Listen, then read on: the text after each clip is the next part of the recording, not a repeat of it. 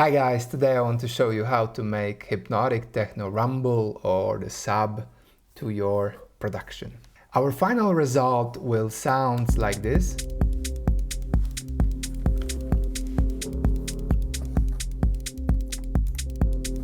Okay, so let me show you how I arrived here. So first, let's take our kick, and it's important to have in mind that our kick is playing G, and I have explained the reason for tuning kick and bassline here in this tutorial for writing better bassline, but we will take this concept to adding sub bass as well. So kick, and then what I did, I've just added simple instance of operator, and I like to do my sub bass in operator.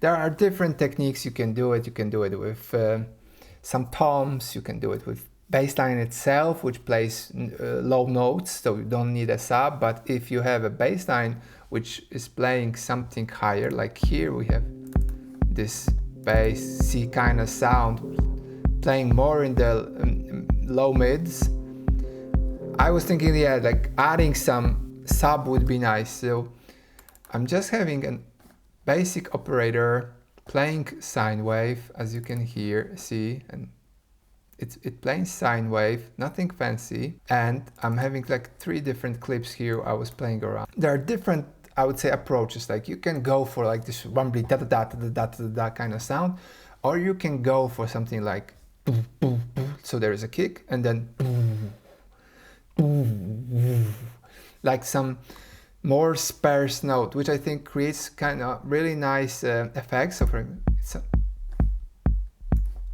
here I've got only 3 notes, lots of space. So this way this whole low end breathes, and this is really nice for I think deep techno, of the stuff where you have a lot of like percussion and elements. And I don't know, maybe you had this experience on the big sound system, like there's kick playing and then there you have sub like woo, going low once in a while. It sounds so good. That's why it's really nice to not always have this really dense low ends, but plays with the dynamic as well. So I did like 3 patterns. This is the first one, D, F and D, because the kick is playing G, so I want to not hit G and play below. So D, F, G, D0, F0, D0. And like when this one comes, the kick, which is not really long, if we look at this kick, it's not really long. It's like really tight, I would say tight kick. So then it will work really good with this one. Again, I'm not playing the sub when the kick comes in. I want to have that match. And again, in the tutorial I've mentioned before, I'm using different note lengths. And this one also grooves, because we have like this flow, up and down, down, up, down, up.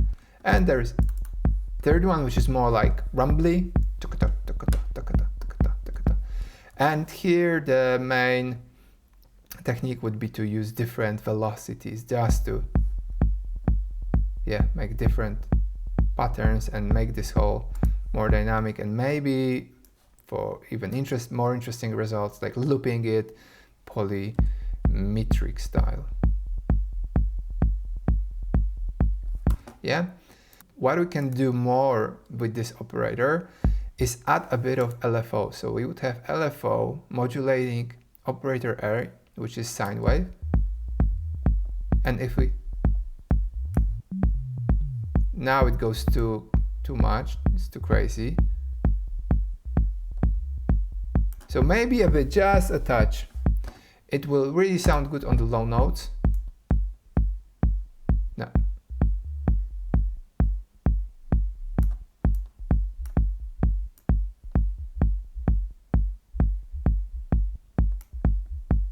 Yeah, so you can really create something interesting. But for that sound I didn't really need this extra LFO movement, so I went for this one. And the key to make the kick and the sub work is to really have good balance between them. So for that purpose I'm using MV meter, which is free plugin. It's a VU meter. VU meter measures the loudness or the energy level in the low end or in the long notes. So if we just have kick, I recommend having the kick playing something around 0 or 1. So if this was like this, I would know I would need to make the kick bit quieter. And then for the sub, if we would go for the basic stuff, we would have something like this. This is too much, so let's go from the bottom. And let's add it so it adds just a touch, not more than 1 decibel. And I think this is a good level. And then if we combine it with original bass note, we would also like to tune it, like if I would, that's too much, so again, something like that, maybe a bit more.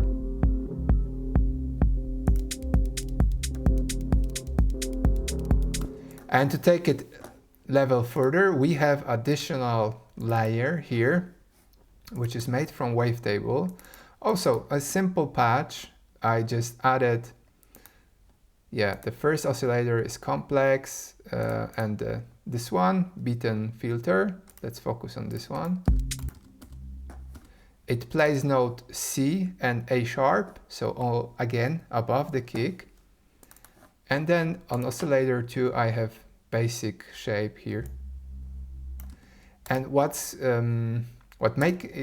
important here is to have a little bit of movement. So if you move this one, so it's a position of the sine wave, you can now, by using matrix, assign this to LFO. So I don't want that much, I just want a touch, just to have a bit of movement. And then I did the same to filter frequency, so that's too much, a bit, just a touch. So when the note hits, it opens a bit. And I have unison, voices, and shimmer, because I want to have this in the stereo field, because this one plays mono in the front, this one plays in the front, this one plays kind of frontish, maybe that's too much on the back, maybe that's a bit too much. Let's have this, I would need a utility. So it's good to, when you're going for or using, so it's good when you are writing bassline and working with low end to actually make that distinction, what's where. So kick, front, sub, front, then maybe a bassline would be like 50%, and then something would be like completely stereo.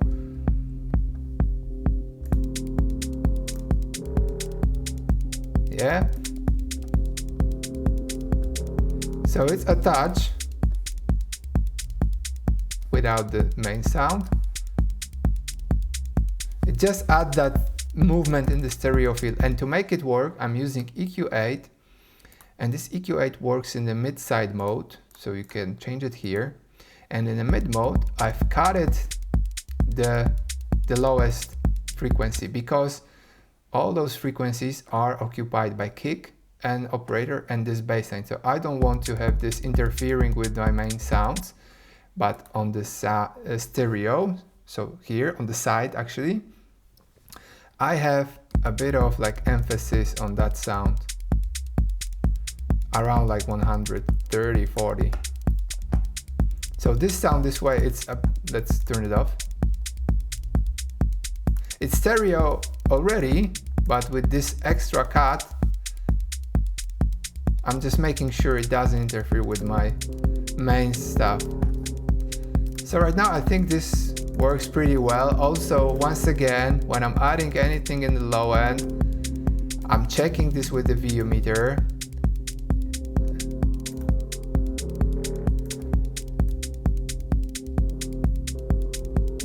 So this will be too much. I already see that it went above 1 decibel, so it needs to be lower. And now this low end is interesting because you have different layers. Because we have kick, sub playing lower because we have the stereo, and there is like this main sound.